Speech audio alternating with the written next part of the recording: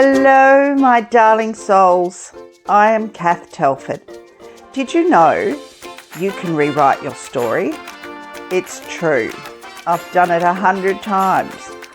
Throughout this journey, I will share stories with you where I have dealt with trauma, loss, and insurmountable grief.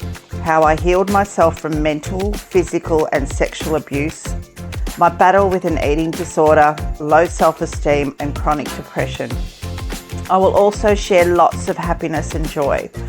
Along the way, I will have some amazing guests who have inspired me and helped me become the woman I am today, all of whom have transformed their own lives. My mission with this podcast is to create a community, one where you will feel seen, heard, and above all else, loved. You are invited to reach out to me with your questions and input on what you would like to hear. With your permission, I will open your hearts and minds to the truth about life. This ride may get bumpy at times, so buckle up and let's go. Hello, my darling souls. How's everybody this week? I'm so excited about, once again, the reception that I've had from my previous episodes. The feedback from everybody and the messages from everybody has been overwhelming, and I feel very blessed and very grateful to each and every one of you for supporting me and listening to my story and putting up with my blubbering every so often. Today I am going to endeavour not to cry, but I say that every week. Today we're going to talk about belief systems. So what I mean by belief systems, it's the things in life that either hold us back or propel us forward. So my story, yet another one, comes from I was adopted as a baby. I was conceived and carried by a beautiful woman named Gloria, and she was 24 years old, desperately in love with the man that she fell pregnant with and desperately wanted to keep me. I would have been the first grandchild for that family, and she fought for me very hard, fought with her parents very hard to keep me and be able to bring me home. And it just never eventuated, societal strain and pressures that were on back in the 60s for what was classed as the love child. And it still baffles me, that term. If it was a love child, why were they taken from their mothers? But anyway, after I was born, Gloria held on to me for several days and breastfed me. She fought the nuns tooth and nail to be able to keep me. And it just proved what a strong human being she was and what my genetics are like. So she fought to keep me for those few days, breastfed me, and eventually had to curtail to the rules and hand me over, regardless of still battling her parents and ringing them every day, pleading with them to bring me home. Eventually she had to abide by the rules and hand me over to the nuns. So from there, I was placed in a baby's home, St. Joseph's Baby's Home in Broadmeadows, I believe it was. And that's where I spent the first 6 weeks of my life. And in those days, there were a lot of babies. As you can imagine, it was the 60s. A lot of babies were given up for adoption. And the nuns' only job that we were aware of in those days was to feed the babies, change the babies, bathe the babies, swaddle the babies, and put the babies back down. So there was not a lot of nurturing and human contact in those first 6 weeks of life. And that kind of will feed into the belief system that I set up around my life, even though people will say, well, you were only a baby. How do you know this? I was then adopted into a family with, at that time, 4 other children. There were 2 more to follow. which made me number 5 in the family. But from the day I was brought home, I'm pretty sure my older sister hated the fact that God ever put breath in me. Because you know what it's like when you bring a baby home, particularly if you've got a 4-year-old who's been the baby for so long and been spoiled rotten by all the older members of the family. And along comes this little squirt who was happy and bubbly and loud. And as I grew up, I got louder and precocious and very talkative and pretty much the center of attention, I suppose, for a while, until the next 2 came along. It's how it worked. Anyway, we all knew growing up that we had been adopted. It was never a secret. It was never kept from us. And even if they'd kept the secret, new babies just kept turning up all the time. So there was no pregnancy. People were going to start asking questions. So it was very much spoken about. And it was always a knowledge that we had from when we were quite little. So going into that knowledge, even though you know that you're loved and you've been adopted into this incredible family where we could want for nothing with 2 amazing parents. And, you know, I had 2 older brothers and 2 older sisters, 1 sister aside. The rest of them adored me. And particularly my eldest brother and I had a very strong connection that I remember quite well.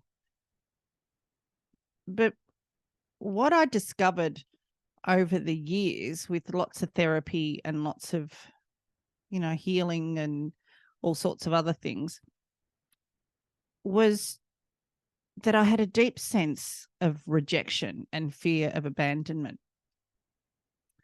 And that led me throughout life to experience scenarios where these kind of feelings kept coming up time and time and time again. So what I mean by that,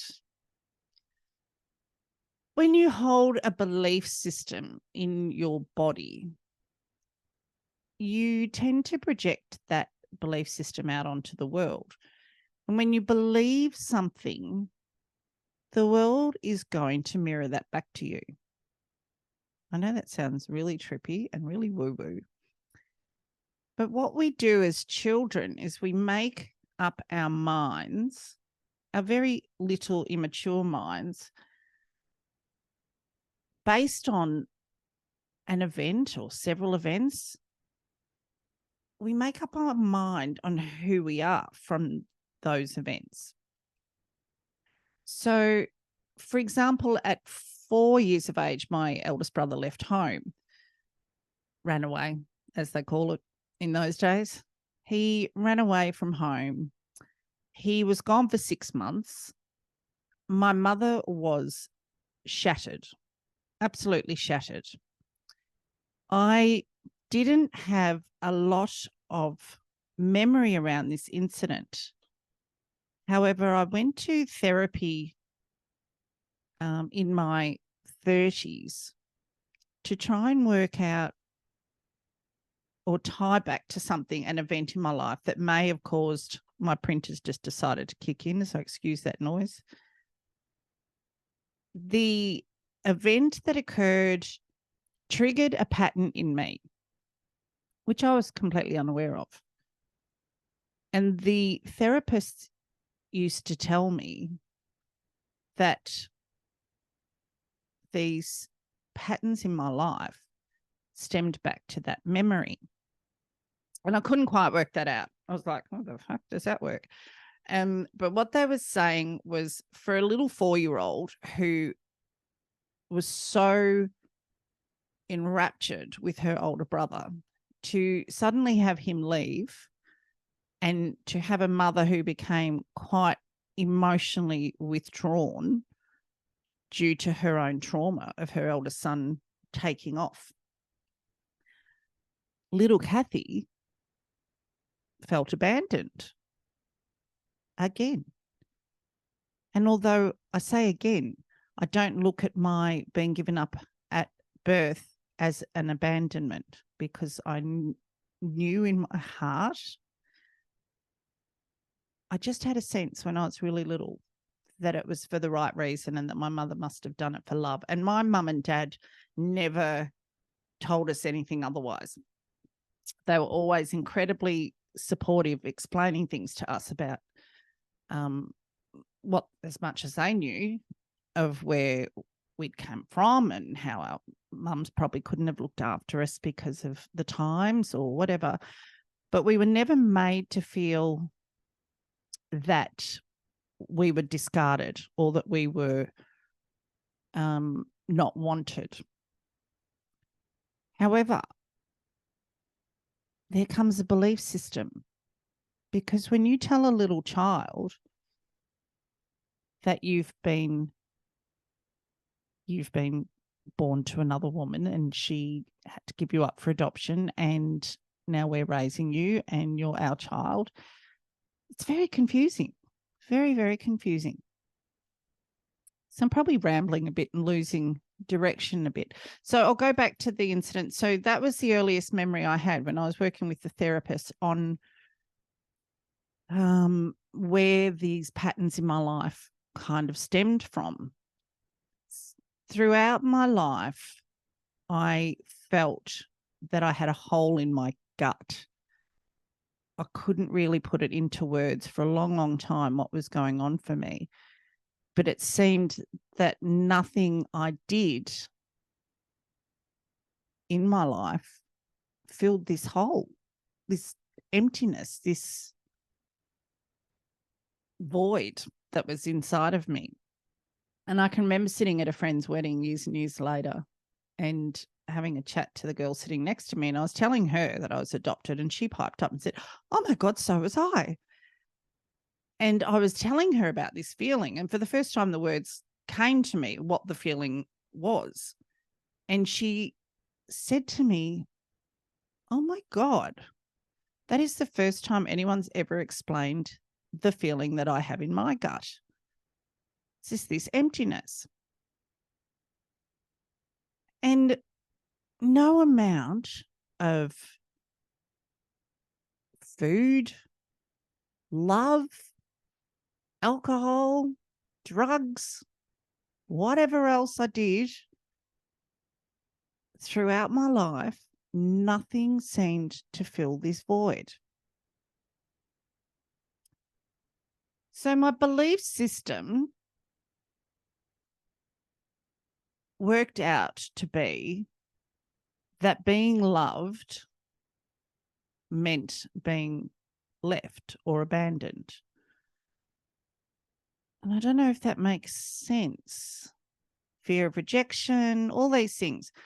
A sense of insecurity, a sense that if I piss people off, they're going to leave me. So I was a people pleaser.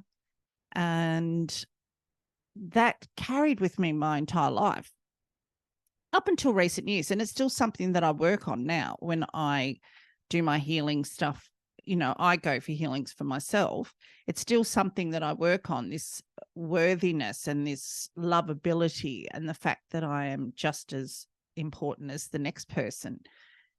But the patterns that it created throughout my life was emotionally unavailable men, me bolting from relationships way before they were probably over because there might have been a hint of turmoil coming up, and my fight or flight mind was already, well, God, shit's going to hit the fan, so I'm out of here now. I didn't know how to work through that because I was fearful of being myself in relationships, 100% myself, because I was scared that they would leave me. So I left first. I always left first. And except for the really shitty relationships where I would stay and stay until it just got too ridiculous that I couldn't stay any longer, because that's what I thought I deserved. I thought I deserved to be in shitty relationships because I was unlovable. So I deserved to be treated like shit. I deserved to be knocked around. I deserved to be, you know, taken advantage of in every possible way and form when I least wanted to be touched. So that belief system set in place. Now, when you think of it and how ridiculous that a little child made this decision up in her head that she was unworthy and unlovable, and that people were going to leave her, people weren't going to stick around, people weren't going to fight for her. But that was what I carried with me. And throughout life, I created the scenario time and time and time again.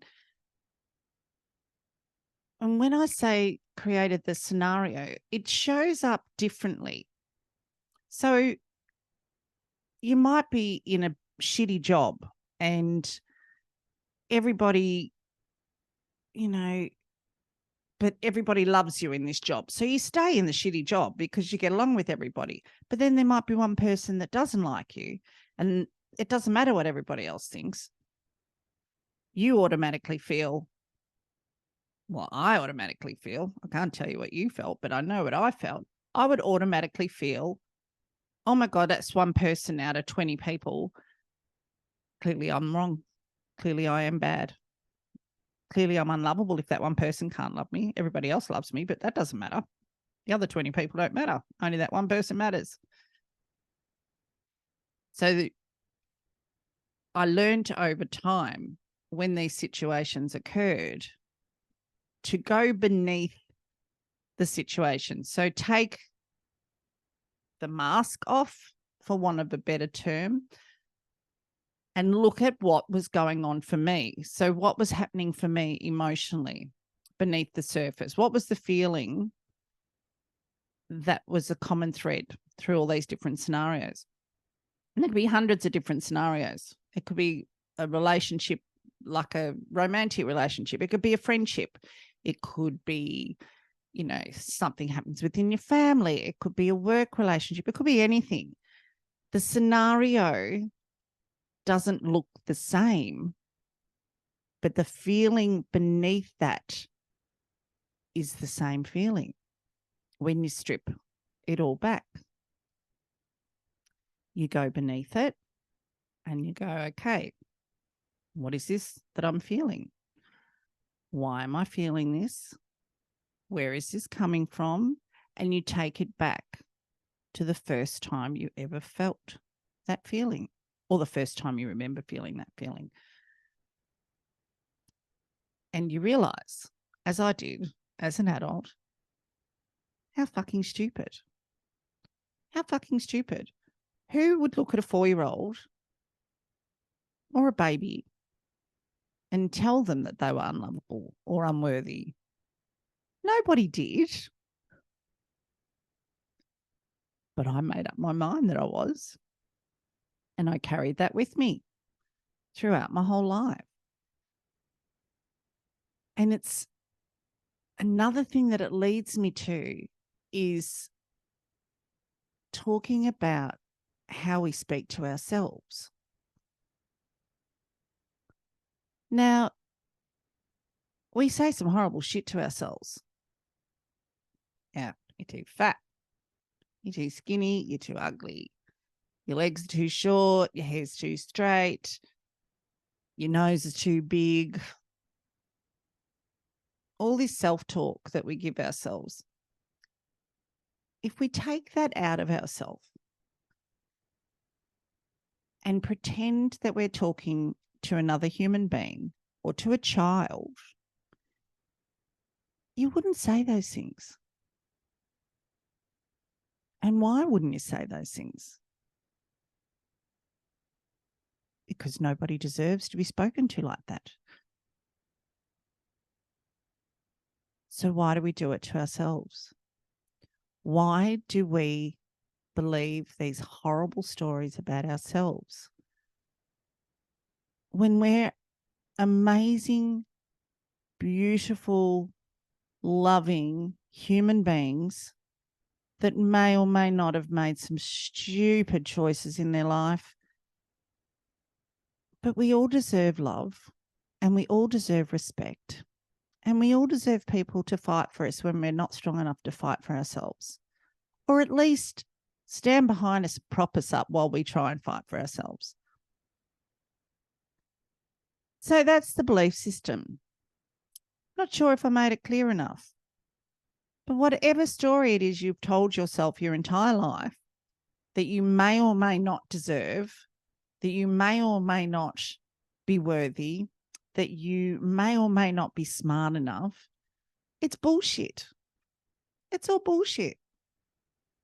1% of our life, 1% is real. The other 99% is bullshit that we've made up based on something quite small in significance. And we've made that mind up about ourselves with a tiny weeny little brain that wasn't emotionally developed. Another situation, so I have a girlfriend who I'm very close to. This might just help resonate with some people. And I said to her, we were having this conversation one day, and I said to her, why do you have this belief about yourself? You're one of the smartest people I know and one of the kindest human beings I've ever met. And I said, try and remember back to something in your childhood where you felt this feeling. And she looked at me, she said, I know automatically. I know straight away. I can tell you the exact moment. And I said, wow, that was pretty quick. That would have been a cheap therapy session for me. But she remembered an incident when she was visiting an auntie's with her mother, and she and her sister were running around like little kids do. And I think she was 6 or 7 and her sister was a couple of years older. And her sister, and they were wearing their beautiful pink bikini and purple bikinis. What were the only colours that our mothers used to put on us when we were girls in those days? Pink or purple, and I hated purple. Anyway, the auntie looked at the sister as she ran through the lounge room, despite the fact that my girlfriend was very close behind her. The auntie looked and said out loud, oh my goodness, how beautiful is Mary? I'll call her Mary for the sake of privacy. How beautiful is Mary? How incredible does she look with that colour on? And my girlfriend said, I felt invisible. She could remember it as the day she could remember it so clearly. I felt like I was invisible. And I said, there we go. And you've carried that all your life, believing that you weren't as smart or as visible or as noticeable as the others in your family. You've always felt less than. And it's not true. It's not true. Because no one would purposely tell a 6-year-old or a 7-year-old that they weren't as beautiful. Completely innocent comment by the auntie that impacted so greatly on my friend's life and what she's believed about herself. So I'm going to give you some homework this week. And this is only a short episode today, because next week I've got another special guest on, and I will tell you about her at the end of this episode. I want you to sit down and think about a scenario, a recent one, because that's generally the best ones to go into.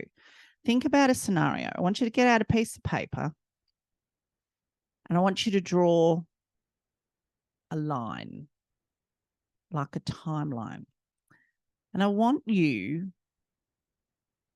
to write down on a piece of paper, above this timeline, under the timeline, wherever you want to write it, what is a recent event in your life that has brought up a very strong emotional reaction from you. And then I want you to go backwards and think of other times where this strong emotional reaction, the same strong emotional reaction, has come up. Ignore the scenario. I don't want you to try and spiritually overlay it. I don't want you to try and be logic. I want you to go to the scenarios that have upset you and to peel back each scenario to find the emotion that was beneath how it made you feel. And go back as long as you can and as far as you can until you hit that bingo moment. And if you don't hit the bingo moment, that's perfectly fine, but you will start to see a pattern and you will start to see what your belief system is about yourself. There's a million stories that I will tell you over time that revolve around my belief system and the shitty things that I've done and the shitty things that I've been through. And it all boiled down to how I believed I deserved to be treated. So do this little exercise for me, and I'd be really keen to hear from you. Either DM me on Instagram or shoot me a message via my Facebook page, or however you find me, one of those. Send me a recorded message. I'd love to hear what your bingo moment was. When you have that bingo moment, because it's quite powerful when it kicks in. Like when these therapists, one in particular, when this therapist said to me, "What's your pattern?" I was like, "Oh, you know, it's sort of a 6-month thing. I'll start a job. I'll last 5 to 6 months and then I somehow self-sabotage and I leave." Or, you know, a number would be repeating in my life. This happens at this time. This happens at this time. And the months were always between June, July, and Christmas. And I went to my mum and I said, just out of curiosity, when did my brother leave home? What month was it? And she said, oh, she said, it was about June, July. And I said, and when did he come home? And she said, around Christmas. That was 6 months. 6 months. And I know some of you mightn't get that connection, but it was a huge aha moment for me that my big brother, who I idolized, just disappeared out of my life. And with this understanding that we were adopted, heaven only knows what my 4-year-old brain was going through. Heaven only knows what I was thinking. But I remember talking to my dad about it before he passed away. And I said, what was going on for mum then? You know, because I was so little, what was going on for mum then? And he said to me, Katie, she just completely withdrew. She was so shattered that your brother had left home that she completely withdrew. And he said, I had to actually grab her and shake her. Now, my dad was not a violent man. He never put his hands on my mother in any other way but loving. But he was so frustrated that he said he grabbed her shoulders this day and he shook her and said, Marg, we've got 6 other kids here. You need to snap out of it. And who adopts 7 kids, by the by? So my brother had not only disappeared, in a sense, so did my mum. And while I don't remember that time very clearly. I do have a specific memory of Mum sitting in an armchair in the front room of our house and looking out the window. And I can remember trying to get her attention. I can remember hanging off her like a 4-year-old does when they want you, 3 or 4-year-old. I was 4. But, Mum, Mum, Mum, Mum, Mum, Mum. I can remember that so distinctly. And she just looked blank. She looked blank. And my tiny little brain latched onto that. And so when you tell the story and you realize how insignificant that moment might have seemed to anybody else, but how that moment could have potentially impacted the rest of my life. When we were talking about this on the last episode with Alyssa, and we were saying how with her children, she gives them choices, particularly her son, because the little one's not quite old enough yet, but she will be instilling the same morals and understanding with him. And she gives him choices. It's this or it's this. And you can have this, but this could be the consequence, or you can have that, and this might be the reason. Nobody would have thought to pick me up and tell me, Mum's just going through something. This isn't about you. It's all about me when I'm 4 years old. It's all about me for fucking years. When you're one of 7 kids, you're fighting for attention a lot of time. Anywho, I think that's why I grew up so loud. But nobody would have thought to pick me up and explain this to me. No one would have thought that it would have impacted me. Because in those days too, this was another interesting thing that I'll sidetrack on. I can remember at about 5 or 6, my grandfather passed away. Kids weren't allowed to go to funerals. We were left at home looking after each other. The cousins would get dropped off, or the brothers and sisters, the younger ones, would stay at home, and we'd all just hang out together until the parents rocked up from wherever they'd been. So we had no concept of 1 minute your grandfather's there, next minute he's not, or my great auntie passed away. And it was the same deal. The grandkids, all the kids got dropped off at my mum's place, and I think I was the oldest of that crew. There might have been a couple a little bit older than me, the cousins. 1 minute they're there, 1 minute they're gone. Nobody explains this to a child.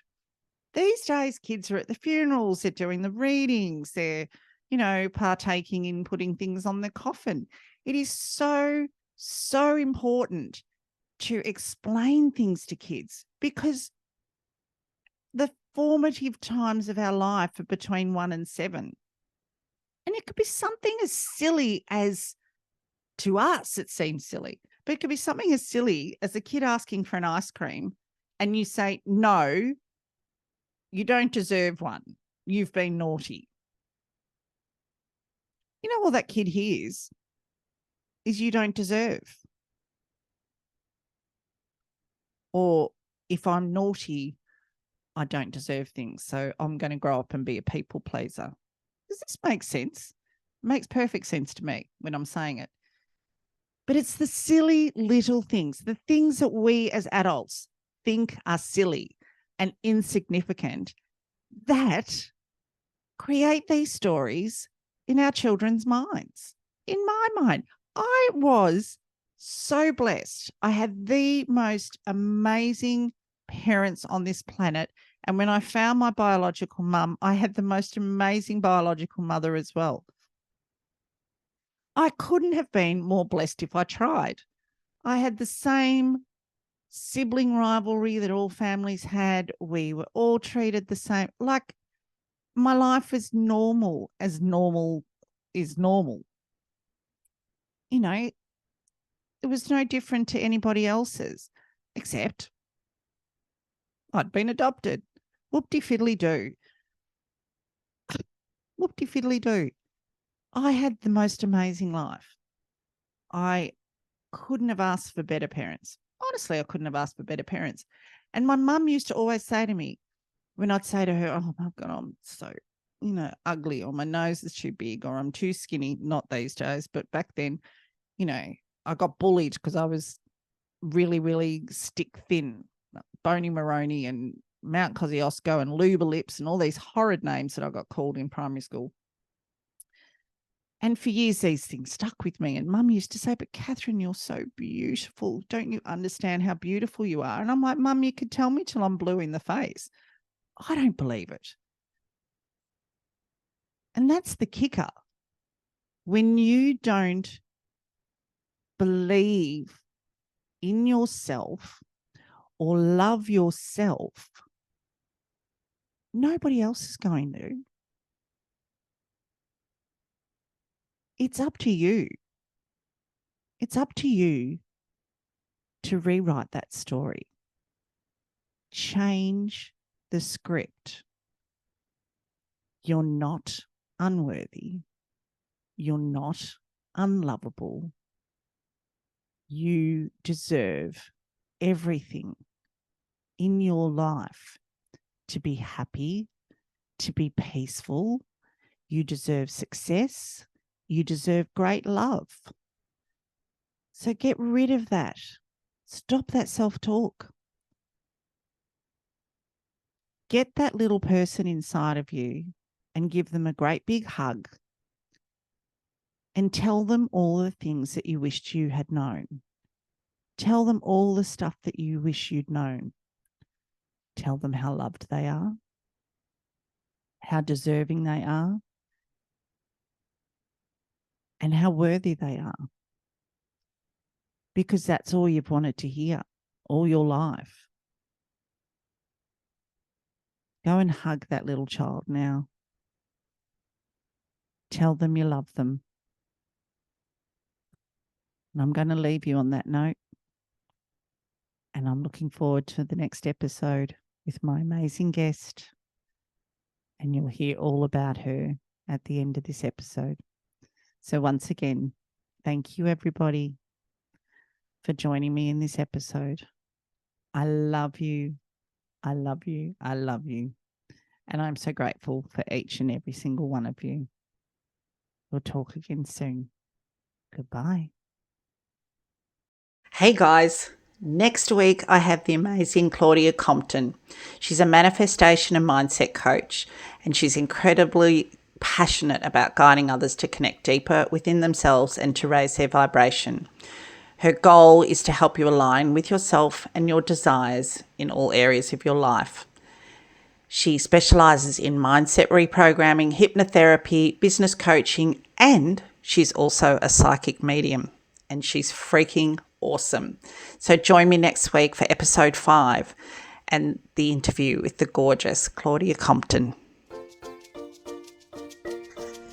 Thank you for listening to today's podcast. I'm so grateful for each and every one of you.